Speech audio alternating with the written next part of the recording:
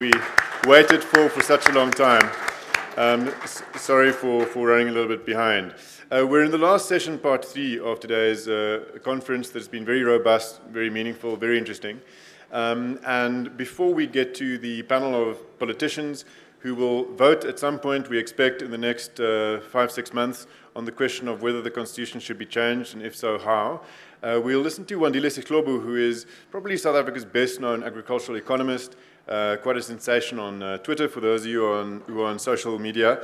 Wandile is head of agribusiness research at the Agricultural Business Chamber, Agbiz. He was an accountant at Grain South Africa before and served on the Agri-Sector Unity Forum Land Reform Working Group. That's 8 words. He is also a member of the President's Special Advisory Committee on Land Reform. Wandile, we look forward to listening to you. Thank you so much.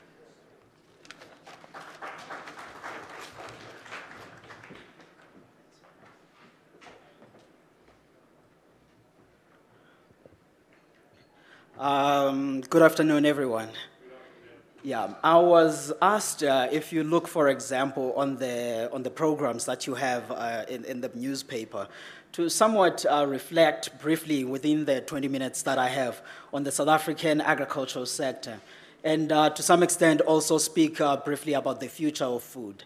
But as I'm sitting there and I'm listening to the people, other speakers earlier on, and also just reflecting to the problems that South Africa is facing, I've tweaked up a little bit my topic, as you see being reflected there as a reflection on the South African agricultural labor market in the context of changing farm structures. And the reason for that actually is simple, because right now we're dealing with high unemployment in South Africa, but a large part of that is largely in the rural areas. In my province, for example, in the Eastern Cape, we are stuck with some of the other serious challenges, particularly in the Transkei region. And when you do look at the people that do live in those areas to say, okay, can we really put them on some of these jobs of the future with the high tech and stuff? And there it gets to be a challenging situation, particularly if you look at their age group. There's some same age as me, some a little bit older than me, which you cannot really put them in school. And that's where agriculture tends to come to the party. And I think in line with the topic of the discussion of today, those are some of the things that we'll be reflecting on.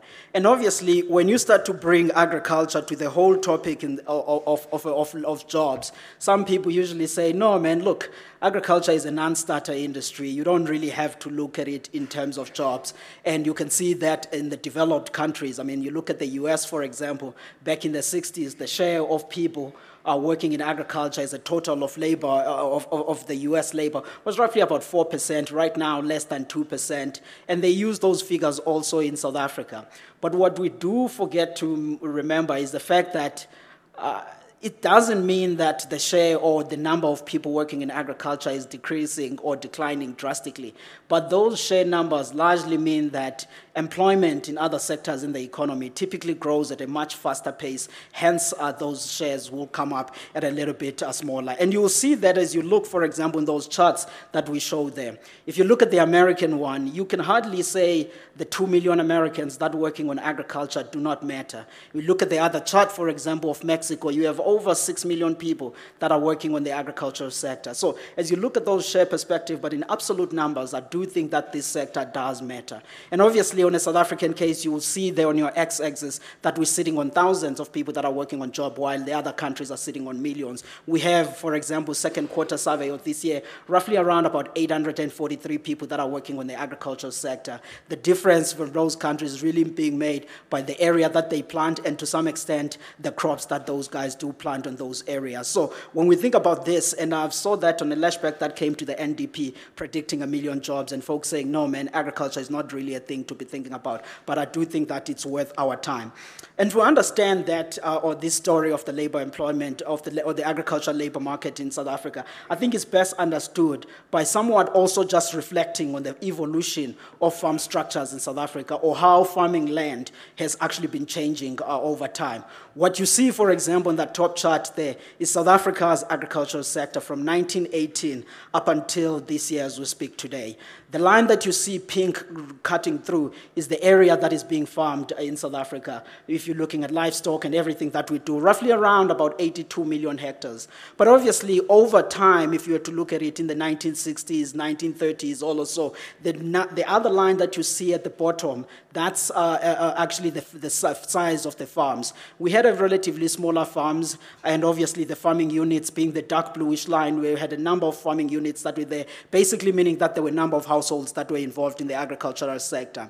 And the key thing that sustained that, particularly in the 60s, was a lot of government expenditure through the subsidies that came through there. And you will see that clearly if you look at the numbers. For example, today, South African government spends roughly about 2% or less of its total expenditure on agriculture. But back in the olden days, they were spending roughly nearly 16% of their total expenditure of the agricultural sector, maintaining that. But you fast forward, for example, you look around about 1998, 97, where you see that divergence, farms getting bigger. You can read that number, you can read that from your left-hand side, and you see the farming units are going down. And that was when we actually deregulated the agricultural market. An important point, because there we were integrating with the world. And what basically meant is that whatever you do in the Free State or in the Eastern Cape, Elibode, you are competing, if you're farming Elibode tomato, with the same guy that is in Mexico actually doing the same thing. So key message being that whatever input costs, whatever selling price, you need to actually be just as effective. And obviously, over this time, our production also has been increasing. What you see, for example, on the other chart there is South Africa's maize production from 1900 up until today. Those bigger farms that I was talking about are the ones that produces the dark bluish line on that chart, and the light bluish line, which is about 4% of South African maize, is what is being produced by small farms. And I know that some people are pushing for the small farms idea. You look at the academics, for example, on Business Day today, they're pushing for this idea that small farms could be effective and all of those stuff. But if you really look at the productivity on a tons per hectare or on a yields per hectare, on what really comes to small farms, the guys aren't that much productive if you look at it on the numbers on that side. So this idea of pushing for small farms only, I think it's something that we need to also think about as we progress over time in South Africa. And all of that came with an interesting thing. For example, the chart that you see over there, it shows the value of mechanization in South African agricultural sector over time. You'll see that the guys, as those farms were getting bigger, they spend a lot of money on machinery. And I know that this raises an issue to say, okay, but how do you speak about jobs, but at the same time you're showing numbers like this that people are mechanizing and all of that stuff. And large part of this machinery, though, was largely dedicated to the guys that are on the grain space, on the grain production side. There are some sectors where you can still use technology and apply some machinery, but at the same time still do get jobs, and which I will get to towards the closing of this. And also, though, it would be hard to deny to say that only didn't have an impact, because what you are seeing on the top chart there, those bars, are the number of people working in the agricultural sector in South Africa from 1900 up until the second quarter of this year. You see that in the 60s or so, we're employing the highest number of around about 1.6 million people. When NDP talks about additional million jobs, that would be a record in the history of this country, because obviously already now we are somewhere there, the 800s or so. So those are some of the key things that we'll be thinking about. But the decline that you saw over time, particularly from the 16s going up until this period, was not in shared overall in the agricultural sector. It was largely linked to those industries that are the grain one, that mechanized, and then you saw those jobs actually getting away. And I guess the other important thing to remember, which you see on the table there, is the profile of the South African agricultural labor. Back in the 60s, for example, we have people that were permanent in the sector, but as soon as the new government came in and the certain labor laws came in, we started to see people being casual labor, which is actually what is being reflected in those numbers that you will look closely on that table there. The presentation will be made available if the numbers are too small for you to read at leisure.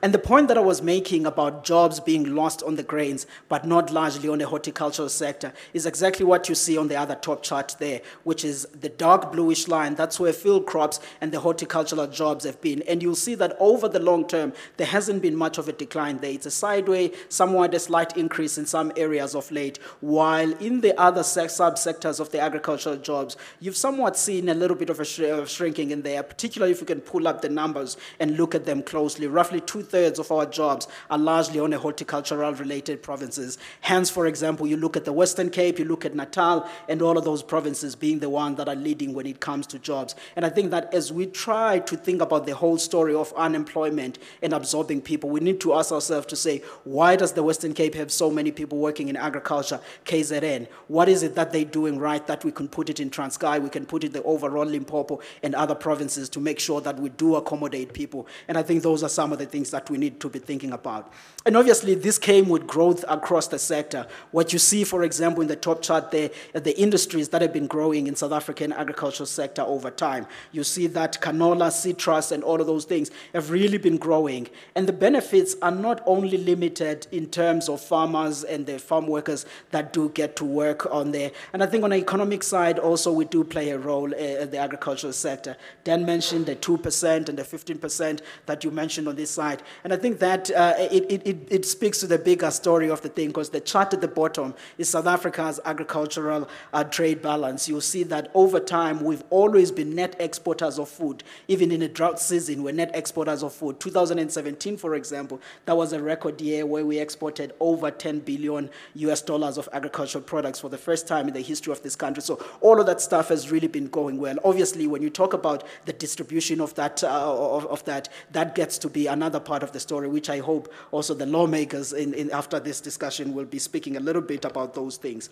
And I think we must also give a credit to even the government of the day about some of the key things that they've done on trade side, because those exports have not just been coming automatically because farmers are producing more. I think that the guys have done a lot of work, particularly on the trade side, on negotiating these trade agreements. And you can actually tell at the time frame at which we signed some of these trade agreements and when they pick up on the exports of agricultural products and also other industries, if you reflect on, actually happen. You see that now that pick up in Africa as we start to open up and strengthen some of the relations. About nearly two-thirds of our agri-products are going there. The relation with Asia are starting to bear fruits also. We're starting to see beef going on and other meats and all other stuff, and also the other continents. And the key products that have been leading when you're looking on is the ones that we see listed on that particular side. So when we think about growth and we think about incomes, those are some of the things that we need to be reflecting on. But obviously, that good story could be constrained by some of the other factors, and many of them were mentioned here by the speakers as I'm making the notes and trying to finalize some of the other key talking points here. And some of them, Mandy spoke eloquently about the issues of climate change and how we actually would work around that. And I think that the issues of technology, which in order to get those technologies, we need investments. We need outside partners that do come to South Africa to invest in this. Either you are investing on seeds that will actually assist whoever gets to use the land in the future to do well, and also the issues of water rights, which at this point is more of the legislative things that can actually be changed to assist and get people to produce land, to produce in agriculture better. Biodiversity issues, which could negatively affect exports going forward. The issues of infrastructure, particularly in the Eastern Cape. We can all talk about expanding in those areas and doing all the good stuff, but without those infrastructural issues, we cannot really go well. But obviously, the most immediate one, which is the topic of the day, the uncertainty around the land reforms story, because that does hinge on investment, and it could cause us some bit of a difficulties as we go forward if we don't get a sustainable solution. And the issue of sentiment and uncertainty, we don't really just say this because we want to feel confident or to some extent, because if you look at the top chart, that's the agribusiness confidence index being on a line that is blue. Right next to it, the dark bluish line is the fixed capital investments in the agricultural sector, the amount of money that is necessary to get that good story that I showed on the other chart.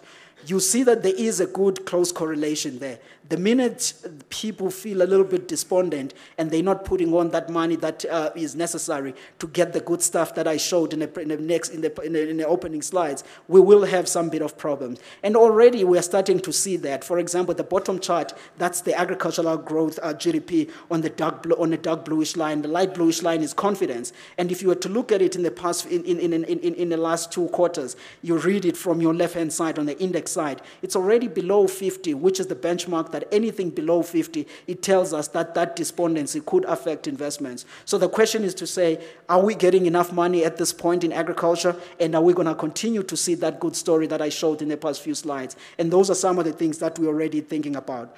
And obviously, outside of that money, I mean, the president thinks about raising $100 billion US dollars, which speaks to the FDI, even though of late they've been going to the energy sector. We're also looking at in agriculture to say, can we get more FDI, which have been on the decline in line with other sectors for quite some time.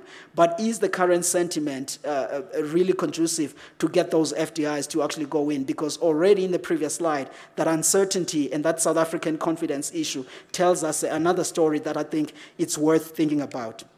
And obviously ourselves, for example, we have not only just been, throwing a ball and not saying anything. The organization I work for, Agbiz and the Banking Association, they did come up with a model of what they suggest.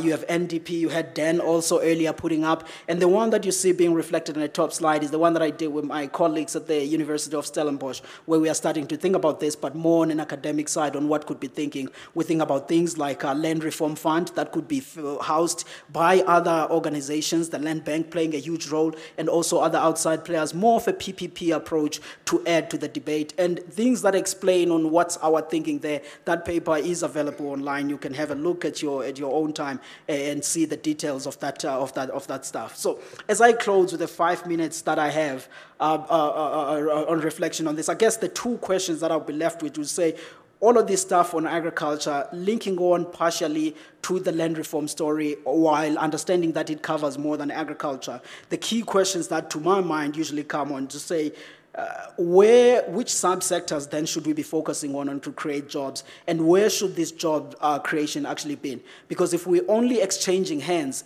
with the current agriculture that is productive, you're not going to create any extra jobs. All you are doing, you're making Tanda own a farm that was owned by Dan, but it's not going to bring new people. But we need more than what is actually currently happening to accommodate the surplus labor that we are sitting on, particularly in those former homelands, and particularly my province, the Eastern Cape one. And that speaks in part, this is why I would sum all of that story, at least from where I sit on.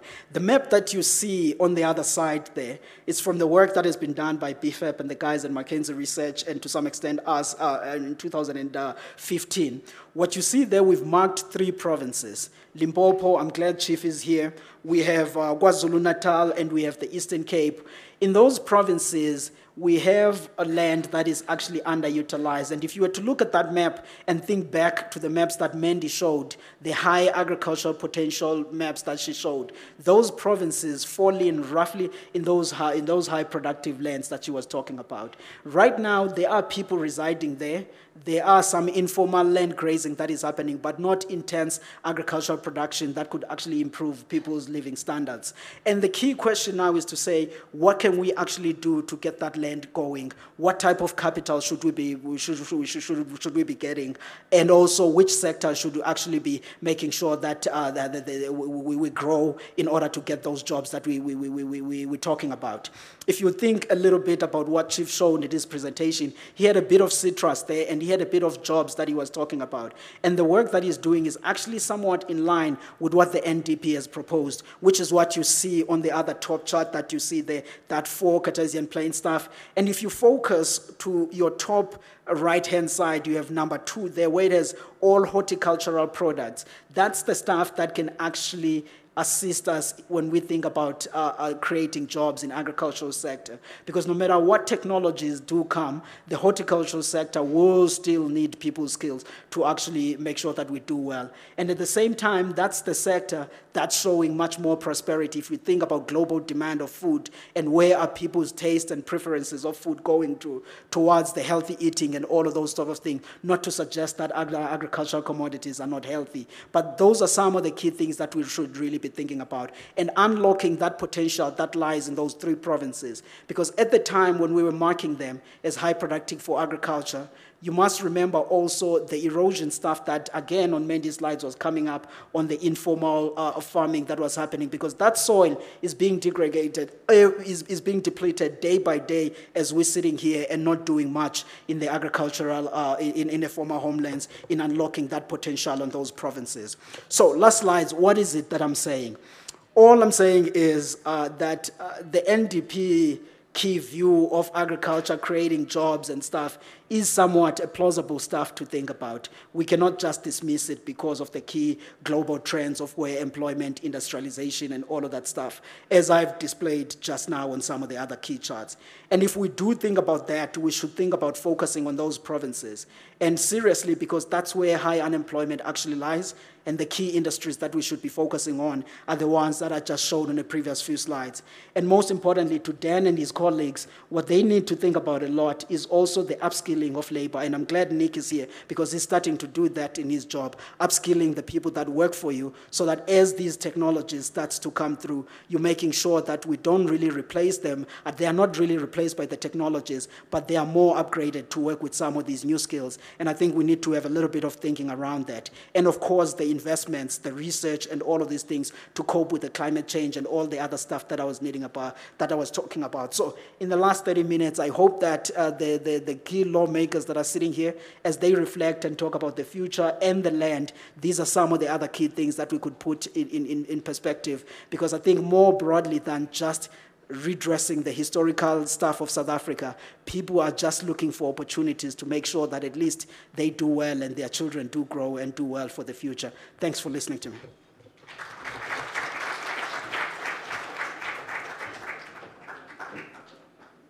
Thank you very much for that. I doubt that anybody in the room will argue with the goal of creating jobs in agriculture. Just some mic here. Right, so it's time to call up to the stage. First, Mondli Makhanya, my colleague, to co-chair with me the panel of politicians. I'm going to call up in order Ronald Lamola, NEC member of the ANC. Ronald, welcome. I'm so glad you're here. Please take your seat. We're going to watch where they sit. This is very important. So there are no pre-allotted seats, but where Ronald sits and where Dali Mpofu from the EFF, Dali, welcome, chairman of the EFF, please come up to the stage. We're watching closely. Are you sitting next to the ANC? DA's Shadow Minister of Rural Development and Land Reform, Thandeka Mbambama. Thandeka, welcome. Thank you for joining us. Again. You know, oh, okay, well, ooh, there's something between you and Ronald. Thank you, Dolly. Then we have General Bantu Olemisa, the leader of the UDM. General, welcome. Lovely to have you here. Please take a seat, any seat you fancy. Monsieur Lekota, the leader of COPE. Mr. Lekota, thank you so much for gracing us with your presence. Please choose a seat. And Pieter Groenewald is leader of the Freedom Front Plus. Pieter, baie welkom. Asseblief neem jou sitplek in. I think, no, my goodness, Mkuleko Klengwa. IFP MP Mkuleko, welcome. Youth Brigade leader still of IFP, welcome. Please join me here. Thank you so much. Mondli and I have decided to do this with the permission of our esteemed guests, is to have half an hour of Q&A that will be led by us, and then half an hour in which we'll give the audience opportunity to ask questions of the politicians. So we have exactly 1 hour, and maybe a little bit more. Mondli is signaling something. No. I just wanted to say, just to comment on the seating here. I see that the ANC is on the far right. Yes. The FF is in the middle. And the IFP is on the far left. Swap the rules. So I'm sure that'll be commented on, and this is also being live streamed on the internet. So thank you, gentlemen and Thandeka, for joining us today. I want to start by asking every one of you, please keep your answers brief. Ronald, starting with you, please. What kind of constitutional amendment you will support, your party will support, if any, when it comes to a vote in Parliament? It's a constitutional amendment that will enable or clarify any confusion with regard to expropriation without compensation, but it will still maintain the current forms of tenure in terms of ownership, which is a mixed ownership where the state owns land for its use. The communal properties associations still own land for their use or communal land, which will have to deal with legislation to give security of tenure in the level of that, and also will still allow private ownership of land. So it's a kind of mixture of ownership. So the ANC's type of support is in that regard, that is only to clarify the issue of expropriation without compensation. Ronald, thank you very much. We go now to the proposer of the motion initially in February this year, the EFF, chairman of the EFF, Dali Mpofu. What kind of motion will you vote for, if any?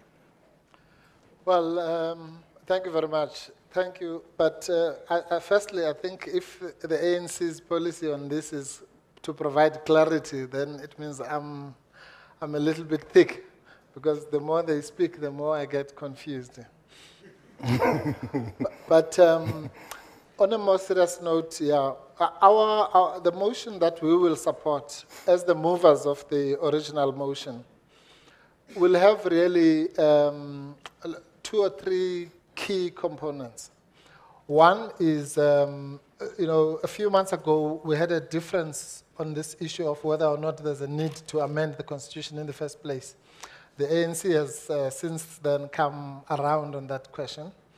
So that's one of the key issues for us, is the amendment that makes sure that Section 25 does not only clarify, as Ronald says, but makes it quite clear that expropriation without compensation is primarily led by the public considerations rather than the market value element. Because what has happened is, in our jurisprudence, you've had the courts quite correctly interpreting Section 25 currently as being primarily about market value. In other words, it was a question of whether the compensation that must be paid, as it stands now, must be higher or lower than market value. So the starting point was always market value. So we want that to be moved away from quite a lot. The second key aspect of what we say is the question of state ownership of land. Very, very important. That is probably the bedrock of what we are talking about. Because and it's something that I hope I'll have a chance to unpack, because it's like the old Roy Gefar. People you talk about state ownership and they immediately just kind of close off. But I can tell you now, if you sit around the table and talk about it calmly, you will realize that the idea of redistribution of land, piece by piece, person by person, case by case, in court and all that, means that we will never actually redistribute land. What you need is, so that I don't have to prove that I was removed from that particular corner of South Africa and so on. And as a lawyer, I know how long that would take to prove across the country. What we need is to transfer the ownership of the land, all the land, to the state, to the democratic state, which must hold it on behalf of all South Africans, black and white, young, old, whatever. And then, as a democratic state, it must then be the mechanism through which you are going to redistribute the land equitably. And I think that's the only model that can work here. Tandeka from the DA. Carry on with the line. Thank you very much. Personally, I must give credit where it's due. Let us just make sure that you. Sorry, let's just make sure that you can be heard. Let's try again. Hello, can you hear me? Is that mic dead? Probably. It's at the back, I don't know. Okay. Something's happening there. Thank you very much. First of all, I must give credit where it's due to the EFF, because if they hadn't brought this motion to Parliament, we would not be sitting here talking today. And there have been other, events where South Africans got talking. But I must say, that is where the credit stops. We do not believe that the Constitution should be changed at all. And there's a simple reason for that. The reason is that we can do land reform with the Constitution as it stands. Section 25(8) allows government to expropriate land. It's just that government has not gone down that avenue. And what surprises us most in the DA is that the ANC government will go out and ask esteemed people who are led by one of our stalwarts to actually go out and find a reason why land reform has failed and come up with recommendations. And that's exactly what they did. They did a sterling job. Then the next thing, when the report comes to Parliament, it is discarded and not looked at all. Expropriation without compensation is just a smokescreen for our government not to address what former President Kgalema Motlanthe has written with his team in that report. So we believe, and we also do not believe in nationalization of the land. When we look at the government that we have right now, I don't think the people of South Africa would like to have their property in government's hands. So we don't believe in nationalization. We believe in private ownership for the rural people and urban people. And just the last one, it really, I don't want to use the wrong language, but I get very angry when people say people in the rural areas will lose their property because they will not be able to be responsible enough to deal with it. But that's human nature. A child has got to crawl before they walk. And I believe that black people should be given title deeds to their land. And that's the DA stance. Thank you. Thank you very much. Peter Groenewald, VF Plus. Well, firstly, the Freedom Front Plus is totally opposed to any amendment of the Constitution, specifically Section 25. And the reasons are as follows. Firstly, the real reason for the motion brought into Parliament, and if you go and listen at the speeches delivered in that debate of the motion, it is quite clear that it is actually became a racial issue. Unfortunately, we see the real motivation for the motion for the amendment and providing for expropriation without compensation is actually based on the narrative of the whites have stolen the land, which is, of course, completely incorrect. And we say that if you really want land reform in South Africa, the departure point should be that the rightful owners of the land must be accepted and respected. Secondly, we also say that this became an emotional issue for propaganda for the coming election. And of course, it's a smokescreen.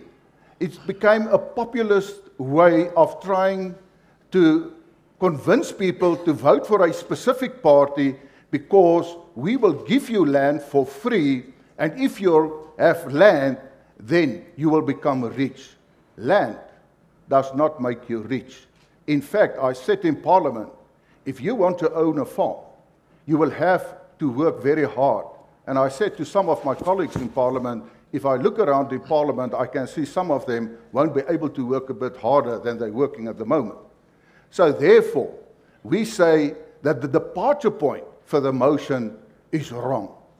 We also say that Section 25 of the Constitution, as it is at the moment, provides adequately for successful land reform if there is a real political will from the government, if you get rid of corrupt civil servants in the department. And we also differ to say that at present it does provide for expropriation without compensation, although Section 25 does provide at the moment that the government can obtain land less than market value. That is true. Thank you. I'll have to stop you there. Okay. Lastly, I just want to say, the political implication is, if once you've changed the Constitution, there won't be a strong government after the election to change it back, except if it's the Freedom Front Plus. We'll go to General Bantu Holomisa of the UDM, please. General, thank you. Thank you very much. First of all, I think we need to stop creating panics amongst the South Africans.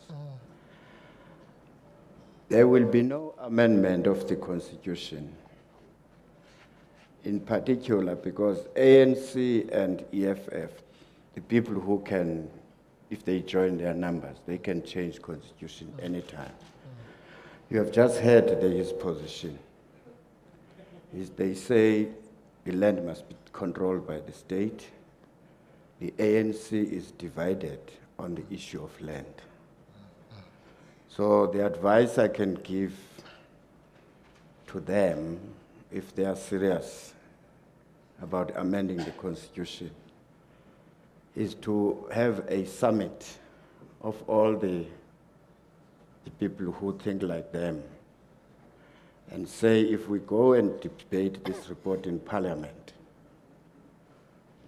do we speak the same language, or we're just bluffing the population and creating unnecessary tensions? So far, I'm not convinced that they will. Coming back to the issue of the land itself, the United Democratic Movement has long been calling for an economic Indaba in this country. And we said high on the agenda should be the issue of land. Because if you say you want to emancipate about 47 million blacks, you can't do it without having addressed the issue of land. But when we address the issue of land, we must not forget where we're coming from. In the conflict between black and white in this country, there were no winners. But South Africa won because we decided to go and sit down. Now what we need to do is to expand this forum you see here. Get traditional leaders, kings, everybody, and say the people have spoken, that is after these hearings. Our role now as leaders in business, churches, traditional institutions, political parties, is let us address the question of how do we emancipate these people who have no control over the land of their own. General, I must push you on an answer on which motion you'll support, just very briefly before I go to Mr. Lekota. The motion which I supported, the UDM, is the motion which said, let us amend the EFF's motion with a view to go and get a mandate from the people. If the majority citizens of this country are saying, indeed, this clause is an inhibiting factor in us getting to own land, we will support that if it is going to be removed. Tell us this clause exactly, which is inhibiting us not to give land to the people. We don't question. Black South Africans cannot continue to queue for jobs from 3 million controlled companies, 3 million population controlled companies of the whites. When are we starting to emancipate the majority citizens? We are marching towards the second revolution. We don't have to argue, but let us agree. The methodology, the orderly, time frames, where is the capital going to come if there is a need to? General, thank you. Mr. Lekota, what amendment, if any, will your party co-support? Can I be heard? No. Thank you. Thank you very much, sir. My dear friends, we are in full support of the constitution of this country as it stands today. The call for a negotiated settlement made in the last century was made and ultimately acceded to, even though it was already after armed struggle had been taken. But when we went to Codesa, all of us South Africans were committed to that negotiation. We, even after the constitution had been negotiated, through our freely elected representatives, we approved this constitution and adopted it. To this day, there has not been another national opinion, proven national opinion, that called for the amendment of this constitution. We think it must stay. We must remember that at the heart of this debate is the issue of the survival of the people of South Africa. we agreed at CODESA that there should be peace among the people of our country and stability in the country, so that we give ourselves time systematically over decades and decades that lie ahead to solve the problems of this country in a peaceful atmosphere that will save the lives of our people. And we think we should pursue this. One thing that's not been done has been to implement the legislative steps that should have been taken to implement the Constitution as it stands. This country needs to go to election and elect men and women with the willpower and commitment to implement this Constitution. South Africa will prevail. Thank you. Thank you very much. And last but not least, the national spokesman of the IFP, Mkhuleko Hlengwa. Thank you very much, and good afternoon to everyone. And I think maybe at the outset, one must clarify the fact that it is quite interesting that under the presidency of the very man who wrote the Constitution, we're having this debate. Because I am yet to hear President Ramaphosa explain to us what the shortcomings of the section that he wrote are, as opposed to what we see as a knee-jerk reaction to the populist rhetoric which is out there and has not been clearly been defined by the EFF, the proponents of the so-called phenomenon of expropriation without compensation. The issues of ownership have not been clearly spelled out, the purposes to which expropriation will be done, and the fundamental question is, whilst for some people may sound politically incorrect, is which land will you be expropriating? So before we arrive at an amendment, as far as we are concerned as the IFP, the amendment is the final step, if it's necessary, and that, of course, is to define exactly what it is that we want to do. We do not believe that the Constitution at this point in time is inadequate. But what we do believe is a problem is the failure of the state through its own incapacity and a loss of vision in terms of what it is that they're supposed to do in terms of governing. So I would want to say that we must adopt what we call the hamba kahle approach, because we do not see what this rush is in this context. We are not against correcting the injustices of the past. They must be corrected. But they must not be corrected with a view to destroy. Because if we are going to adopt a borrow from Peter to pay Paul syndrome of expropriation, we have not addressed the issue. Thirdly, any expropriation that must happen in South Africa must be within the context of economic growth and economic development. It must be able to address the issue of jobs and must be able to address the issue of development for the majority of our people. I come from a rural area. If you have not given us a hospital, you have not given us roads, we've got challenges of water and so on, whether you expropriate or don't expropriate, if you have not changed the material conditions under which I live, the issue of ownership is far removed from what it is that is the immediate needs of our people. We're speaking about a basket of needs in terms of expropriation. If you're speaking about expropriation for the purposes of creating jobs, jobs and growing the economy must be within a context of infrastructure development. So whether you expropriate or not, if we have not answered those questions, which speak to the material living conditions of our people, what we have essentially done is that we have set into motion legitimate expectations in the absence of legitimate plans and legitimate political will.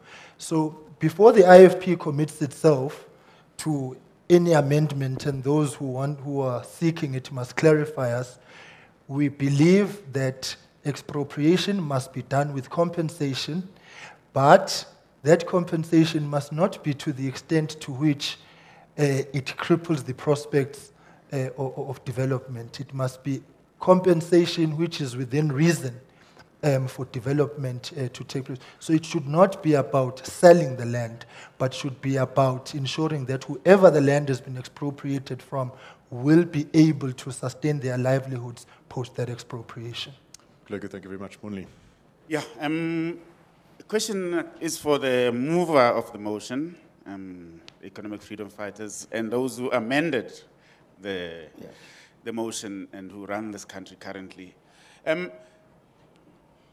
Now,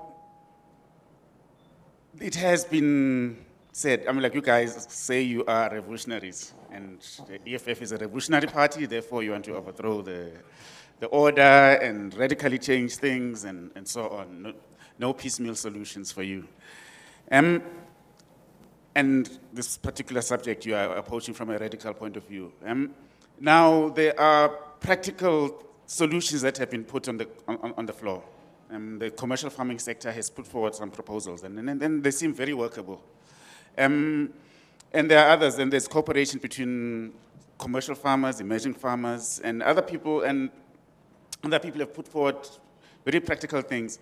Now, even as revolutionaries, do you want to disrupt things, or is there a way that you can achieve the objective that the EFF wants to achieve by working within the framework of the current order, but using the tools that have been proposed by certain sectors of society? Basically, my question is there a way forward without actually going the extreme route, as some people would say it? I mean, before you do so, I just want to pose to Ronald. Tembega Ngowetobi this morning basically identified, and many other speakers as well, the state is the problem. The reason we are here is because of failure over the past 24 years. The state has failed. Whether you amend the Constitution or don't amend the Constitution or that section of the Constitution, you're still dealing with the state. And if you guys are still in power next year, you will be running this state with the same political infrastructure that is based at Luthuli House and provincial offices. What do you do if you're still in power next year in order to make sure that this happens with or without the amendment of the Constitution? No, thank you. I think, I thought you were starting with the movers of the motion. All right. No, Mondli, you know, it's what General was saying. The problem in South Africa is that we like scarecrows. And we create them even when they don't exist. The mere fact that you can ask a question like that to a political party that has said, amend the Constitution. Didn't say, just give us the land now, tomorrow. It says, amend the Constitution of the country. After that, you must do legislation. When people said, shouldn't we go and speak to the people first? We said, okay. Mm-hmm. So what can you be scared of from that? You know, that there's this revolution and all that. It's as simple as all that. You cannot, a party that has gone, there are two ways in which you could change society. We could have said, okay, we'll just go to the bush and take arms and shoot everyone. Or you do it the hard way. You go, you campaign, you go to parliament, you talk, you march, you go to court, you do all the things that you have to do in a democracy to change society. Who can be scared of that, except for this, scaremongering that goes on? The second issue is this thing about the state. Again, another scaremongering. You know, I don't know if you were listening when Mandy was talking about the nature. She said there's air, there's water, there's soil. What she didn't mention were the minerals. That's what is there. Now, of all those things, all of them, except the land, are owned collectively. That's all we're saying. We're saying you need collective ownership. So the air, we all own it because it's there, right? The soil, or rather the water, We all own it already. I was part of the people who drafted the legislation to nationalize water, so to speak. Right? The minerals, MPRDA, we all own it as South Africans. So of all those components, the only thing that we don't own collectively is the land. So why are we so scared of such a banal, simple thing? Where we're saying, and that's why I don't understand what the IFP is saying. To say you don't understand what the EFF is saying about ownership is just bewildering. You might not agree with it, but you can't say you don't understand. We have the simplest model, and let me spell it out slowly. All the land will belong to all South Africans. It's that simple. All the land will be owned by all of us. Black, white, tall, short, fat, thin, whatever. I mean, what can be so difficult about that? And then through the mechanism of the state, and the state is not the same thing as the government, not even the ANC. The state is something that we own. It's like a company. We are shareholders, in all of us as citizens, in a company called the state.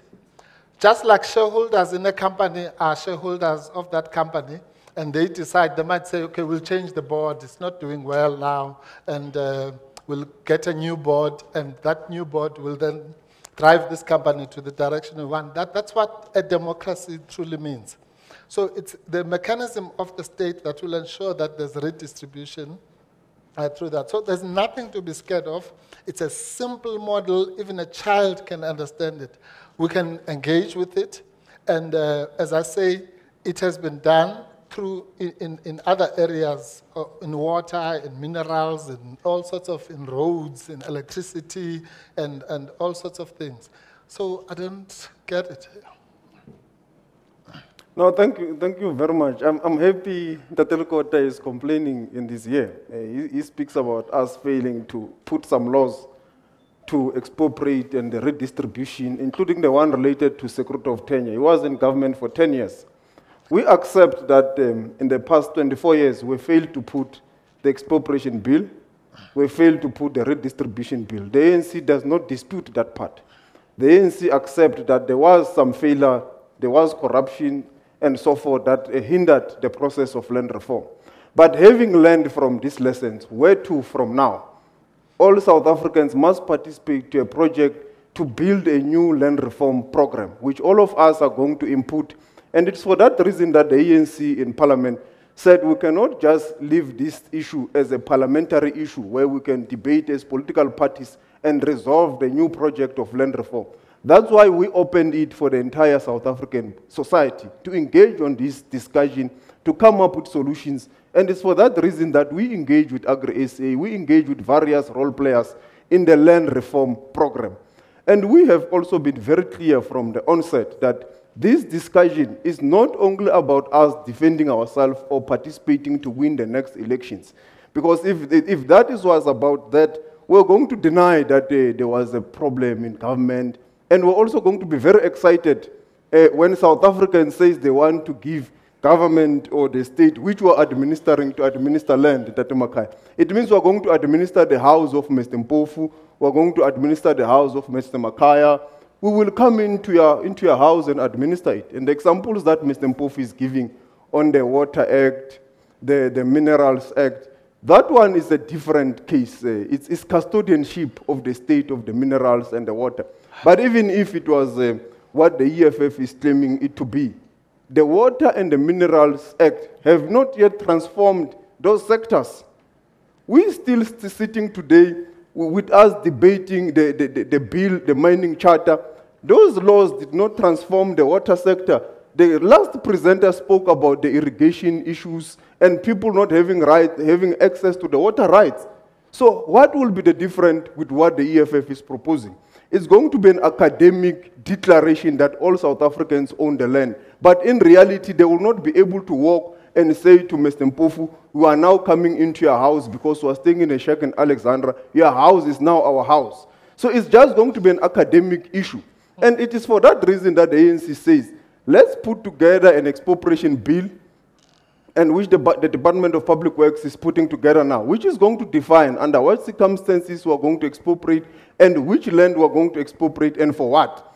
And we are also saying the Department of Rural Development must do as enjoined by the Constitution to put together a redistribution bill, which will put a means test whose land is going to be redistributed to who and for what purpose. What kind of needs do we need to put into the redistribution bill, a need-based redistribution bill, so that we avoid the issue of the elite capture of the land reform program.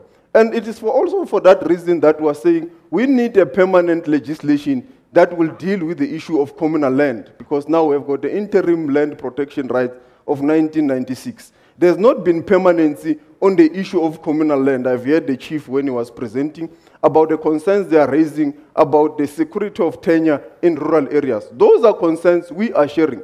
But we are saying we all need to come up with the solutions as South Africans. The chief says we must consider whether it must be title deeds, whether it must be some kind of records as proposed by the high-level panel, or what kind of security of tenure, because there might be unintended consequences, particularly in rural areas, when we just take it as a one-size-fits-all, because in rural areas, the land is not only about a commercial issue. There are issues of identity, social dignity for the rural communities, not just a commercial instrument. So those are issues that we all have to consider and come up with a solution that will ensure that we don't have unintended consequences.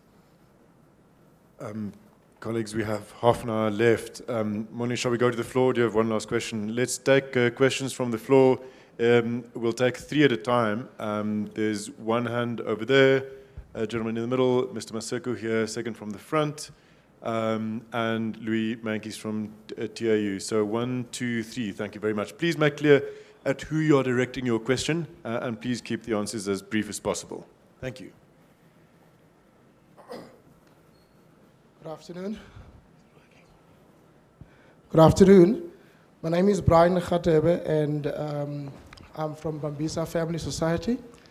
What I'm going to do is I'm going to give a brief comment, and the comment will obviously have questions for most of the members sitting there of the panel. I think let me start first by saying that I support the proposal to change the Constitution, Section 25 of the Constitution, and I also support the model of land expropriation without compensation. The reason why I'm saying that is that we all own the land. South Africa belongs to all who live in it. My question is perhaps to the leaders of the political parties sitting there, is that are you genuine? This is a very easy topic that you can take because it's a very emotional topic. It's emotional because it obviously has got us to discuss in this room today. And also it's a populist topic because what you really are interested in is the votes that you are going to get in the upcoming elections. So I would say that the most important thing that this country is faced with, and that will destroy us all as a country if we do not address it, it is non-racialism and non-sexism. I come from a non-racial background. That's all I know. And the reason why I'm saying that is that non-racialism and non-sexism is perhaps much more difficult than the land issue. It is perhaps not an easy topic for the political leaders that are sitting there, because the reality is, when we came in this morning, there was a disclaimer to say our discussions are going to be in English so that we can accommodate everybody. We all know South Africa has got 11 official languages. Does anybody care? Because the reality is, it is a very difficult issue to tackle. Mr. Khatebe, I must push you on a question for specific members of So the question that I'm asking is, from the leadership here, is are you genuine? Do you have the interest of this country at heart? That's my question. Thank you, Mr. Maseko. Second row, thank you very much. Before the next question, if we can yeah, just yeah. say, if we could please, so that we can get maximum input from everybody, if we could keep our comments and questions as brief as possible, please. Thank you very much. Over here, second row from the front. Thanks. Thank you, Chairperson, for this opportunity. And thanks to the honorable leaders of political parties. I'd like to convey that it is a very, very serious issue. But the question is, Chairperson, who was deprived of the land? By this I mean, when the colonialists first arrived in this country, who was deprived of this land? Just to paraphrase, most of the people who talk about this, they think land belonged to an individual when the colonials arrived here, which is not. The land was belonging to nations of Africa. So when those nations, when the colonials arrived, then who was deprived of the land, or who was owning the land there? Then lastly, why are those people present in such discussions? If they are not, this is going to be handled and is a time bomb for civil war. Thanks, sir. Sorry, was your question addressed at a specific member of the panel? Yes. Yes. It's a comment. Who? All of them. All of them. Okay, well, this is going to be tough. Louis Mankis from Transvaal Agricultural Union. Thank you, Mr. Maseku. Louis. Thank you, General.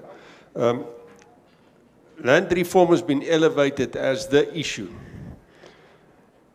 Shouldn't we look at the economic growth? And will we have land reform without economic growth?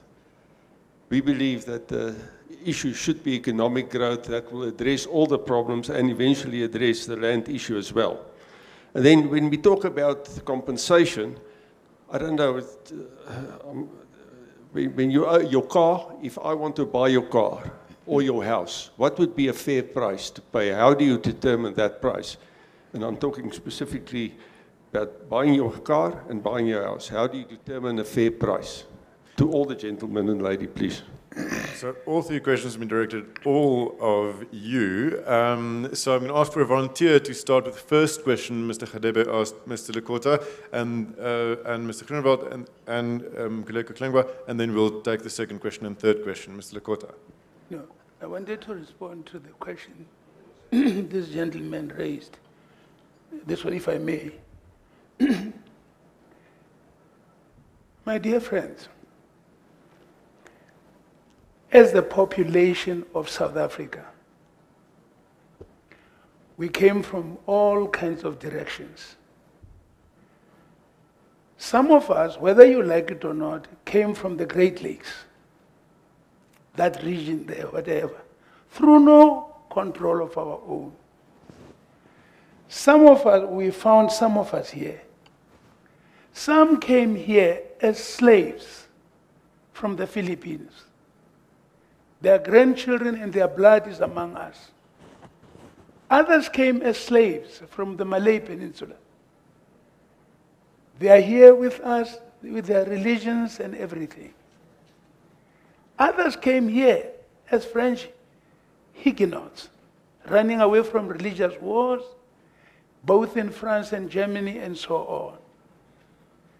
South Africa, the people that arrived here are no longer here with us. We are here.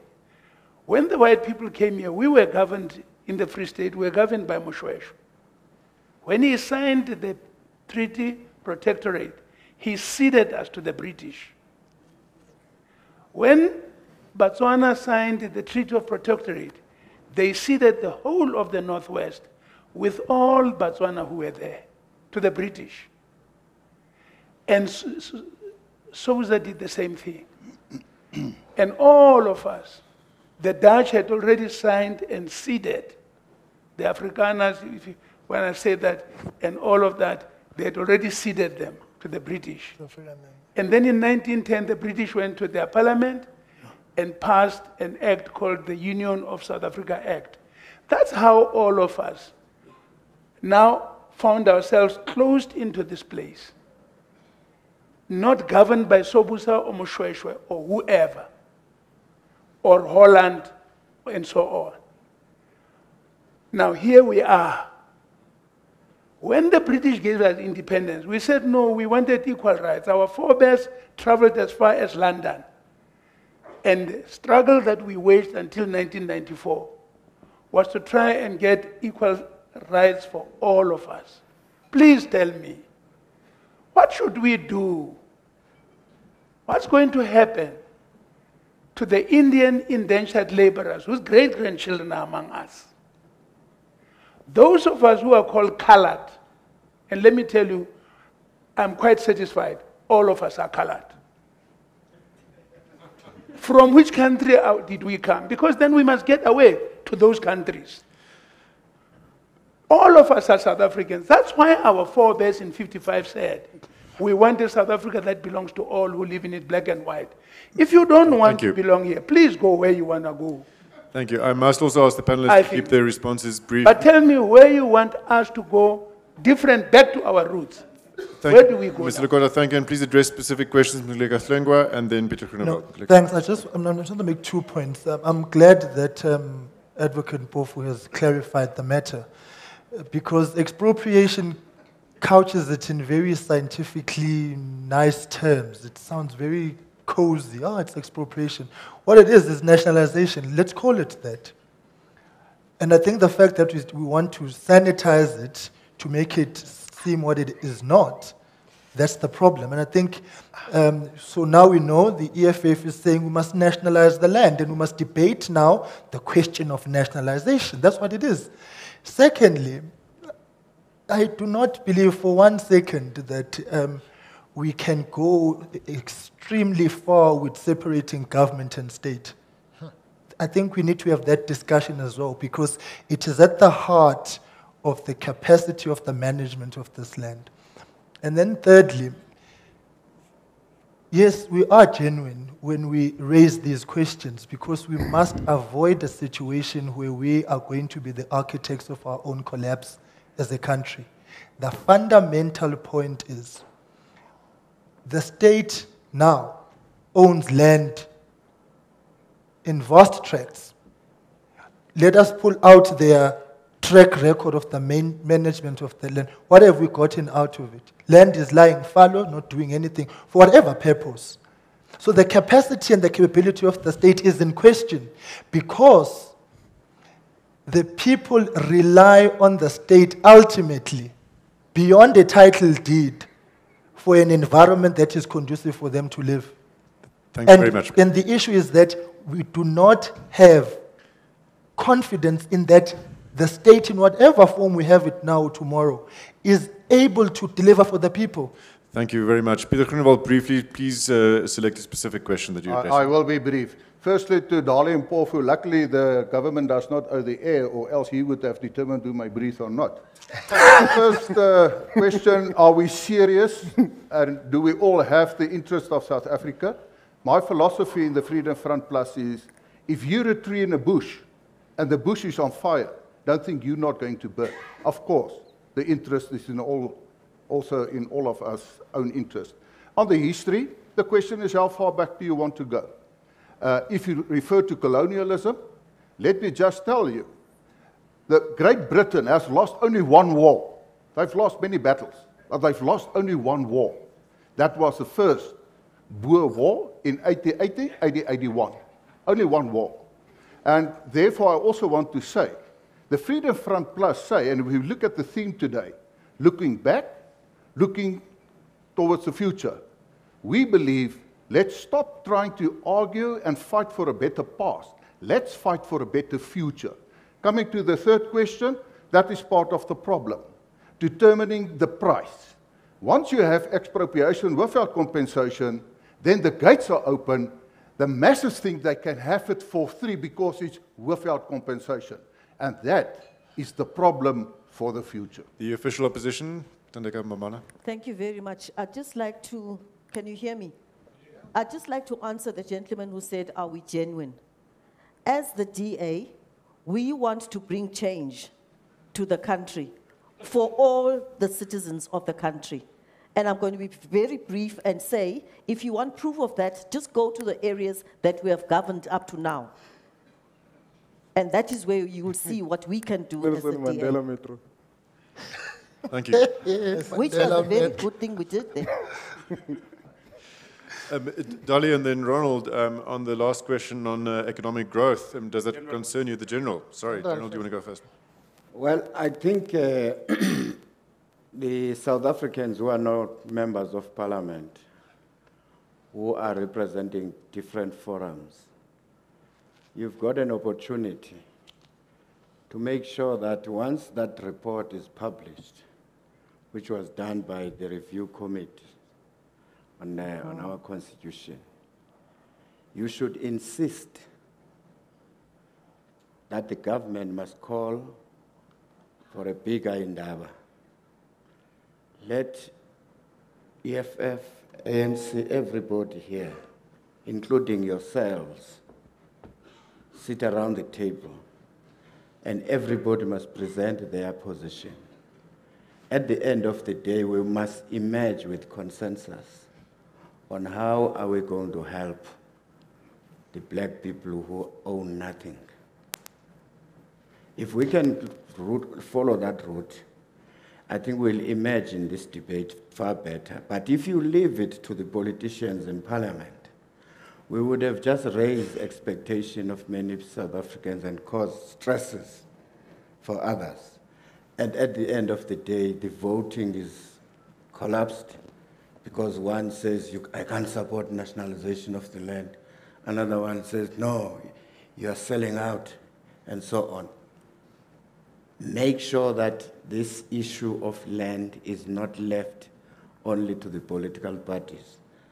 Or alternatively, suspend the whole debate of the land. Let people go and campaign. Once they get a better mandate on land issue, then they can implement it. Let's see it in their manifestos.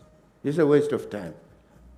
I think that's somebody's way of telling us that there's only 10 minutes left for one more round of questions, unless, Ronald, you wanted to also comment? On the economic growth and the land, I think the President has been very clear that the majority of South Africans are excluded in the mainstream of the economy.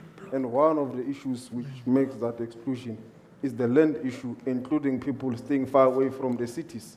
So by having revolutionizing this process of land reform and including lots of South Africans, it means there will be a lot of participants in the economy. And that will also help us in regard to people where they reside, because today we're also debating the petrol price, which is higher, and the majority of our people are using transport to go to work.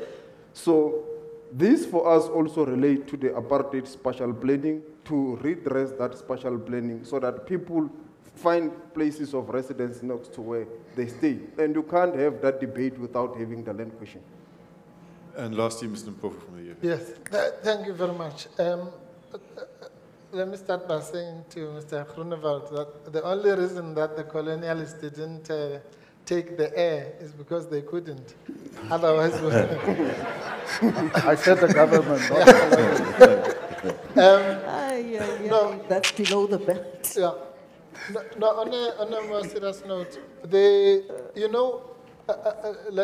well, firstly, my brother there at the back, if you want to ask politicians whether they are genuine before an election and you expect them to say no, then good luck to you. Yeah.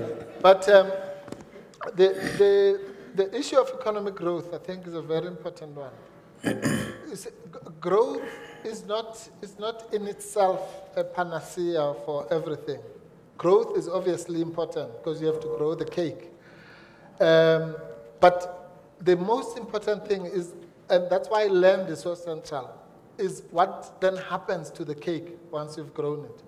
Because if you are going to share the cake unequally, then you are actually exacerbating one of the biggest economic problems in the world, inequality. In other words, if your piece of the cake is like this and mine is like this, then next year yours is going to be like this, mine is going to be like this. The gap between you and I is going to increase. And that's a recipe for disaster in the long term. So even if you are growing. Okay, so that's why land becomes a central issue. But we can go into that deeper if we have time. I just want to return to this question of your question about the former patterns of ownership. But that's exactly what I was talking about, that before all this, the land was owned in a collective manner. Yes, there was custodianship through traditional leaders and so on, and we support that. But the core patterns of ownership were collectivist. There was no title deed and all these things that people are talking about here. And funnily enough, there was no poverty because everyone had a stake in the land. Obviously, I'm not saying everyone had the same amount of cattle or whatever it was. But there was a way in which the land was able to take care of the people. You know, two of the most important things, which is why I am quite sure that one day all of us will come around and understand that the only way to come out of this thing is through a collective ownership model that is based on the state. Listen to two of the things that have been said here that are most important. One was said by the chief here. He said, one of the reasons why they can't quantify their wealth, so to speak, is because they are driven not by private motive of wealth accumulation, but by the welfare of the people. And he said, for example, if in their enterprise a job could be done by, if it was a private enterprise, they would hire 4 people, but they hire 8 people. Why? Because they want that wealth to be redistributed and more mouths to be fed. And that's what drives them rather than who's going to accumulate the profit and get a big bonus at the end of the year. That's their model. The other thing that was said by Dan Crick. Very important. He said that the 2 things that drove the development of the land ownership of the white or the Afrikaners or whatever was 2 things. He says it was cheap finance for long sustained periods. And he's right.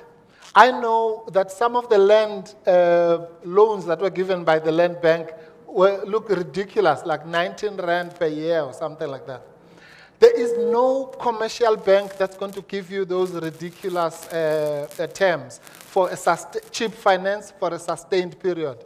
Only through the mechanism of the state or a state-owned bank or some such things or another version of the land bank will you be able to sustain a proper developmental approach that can sustain the land. If that is what created the farming, the current model, why are we scared of doing it, except that this time it's not just done for a small minority, but for all South Africans. It's that simple, people. It really is. This is not rocket science. It's something that we can do, all of us, as South Africans, holding hands and make sure that, and this thing about indentured labor and all that is not, no, sorry, not you. The things of Mr., well, and you, now that you've mentioned it. And stop dividing our people. It's got nothing to do with black or white. It's got nothing to do with Malays and indentured laborers and what. All of those people are South Africans, and all of them should own the land, and the land should be distributed to all of them equitably. Whether they came as Huguenots or whatever, it doesn't matter. Wow. They must they have a stake in this country like me, whether I'm black or white or pink, it doesn't matter. All of us who are here now, throughout all that history, we must just share equitably. That's all. Mr. Lekota, I'm afraid the only equitable thing to do would be to say time is up, because otherwise we'll have to go through another round. Tandeka has signaled she has to leave. They tell us every day that this land, Lema tells us every day, this country belongs to them. The president of the Right. ANC told us he wants to take land Okay. from some and give it to his people. I asked him, Okay. who's your people, Right. who's not our people? Mr. Lukoza, They haven't answered. tackle No, Mr. man. Mpofu during drinks afterwards. From my side, we've run out of time, ladies and gentlemen. To all panelists, before I ask Mondli to address the panel and the audience in closing today, thank you very much for joining us. To all members of the audience who drove far to be here today and share in this robust conversation, thank you very much. The politicians, some of them will be with us for a few drinks afterwards. Please join us. There are vouchers in your name tags. I'll ask Mondli now to close for us. Thank you, Mondli. I will not stand between you and your drinks. Is this on? It's working. Okay, yeah. So I'm not going to be that guy. Yeah. So I'll be very brief, and I think that, Waldimar has said as much. Just to answer Mr. Lekota over there, just want to clarify that the Makhanyas have always been here. And in fact, we have a land claim on the area starting from the Durban CBD, through La Lucia, through Mhlanga, past Zimbali, all the way to Palito. So, oh yeah, okay. Yeah, really, thank you very much to all of you for this day. It's been really productive. It's been an amazing conversation. Our aim was really to deepen this conversation, this debate. It doesn't end today. And Thandeka did give credit to the people in red for having kickstarted us through their insistence. And I think that in a way we may disagree very much, but I think it's a conversation, it's a heightened conversation that was overdue. The outcome that we all seek, the outcomes will be very different outcomes, the solutions will be very different solutions. But, you know, after 23 or so years of status and of stasis, I think now kind of like we are having the conversation in very serious ways, and we are trying to find solutions on an urgent basis, workable solutions, one hopes. So just want to say thank you to all our speakers today, and thank you to you for your inputs, and thank you to our panel for ending the day on a note that looks forward, because I think we can talk about the things that we disagree on, but I think that we are moving in a direction that says this is where we see ourselves by the end of this debate. We can debate this until 2070, 2021, 20, but I think we are finding movement forward now. So I think that today was just one contribution, and there will be more like this. Our platforms are about getting the nation to talk to itself. We are here as citizens. Rapport and City Press are citizens of this republic. And we embarked on this project as citizens of this republic. Our platforms are there for you to continue this conversation, and we encourage you to continue this conversation on our platforms. And can use other platforms, but preferably our platforms. And I really would like, even those who did not get to speak today, speak through our organs, and so that we find a solution for South Africa. And a great big thank you to the organizers of this day. Some of them are in the room and some are outside. They put in a lot of work, and they will be rewarded with barrels and barrels of gin. Yeah, so really thank you very much. And there is some refreshment outside, right here. Hopefully we will continue the conversation out there. Cards will be exchanged and numbers will be exchanged so that whatever points we reached, that we continue doing so. Thank you very much, and also drive safely.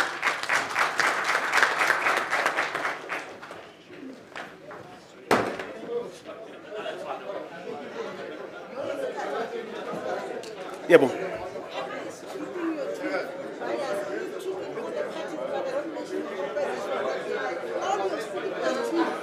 Today.